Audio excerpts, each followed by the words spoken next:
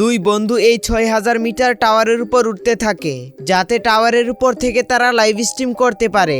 এরপর তারা মজা করার জন্য টাওয়ারের উপর থেকে খাবার অর্ডার করে। তখনই একজন বুঝতে পারে কিছু একটা ঘটতে চলেছে, কিন্তু তার বন্ধু তার কথা বিশ্বাস করে না আর বলে এই টাওয়ার অনেক হাই মেটাল দিয়ে তৈরি করা। কিন্তু হঠাৎ তখনই আকাশ থেকে বজ্রপাত হতে থাকে আর পুরো আকাশ কালো হয়ে যায়।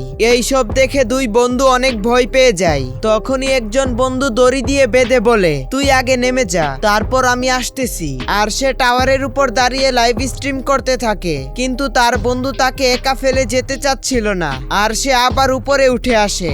এরপর যখনই সে তার বন্ধুর পায়ে ধরে, সে নিচে পড়ে যায় আর তার সেফটি কেবল ছিঁড়ে যায়। সে দ্রুত নিচে পড়তে থাকে। তখনই সে তার প্যারাশুট খুলে ফেলে, কিন্তু দুঃখজনক বিষয় হলো প্যারাশুটটি খারাপ ছিল আর সে নিয়ন্ত্রণ হারিয়ে একটি দরজার সাথে বাড়ি খায়। তখনই দরজাটি খুলে যায় আর ভিতরে গ্যাংস্টারদের মিটিং চলতেছিল।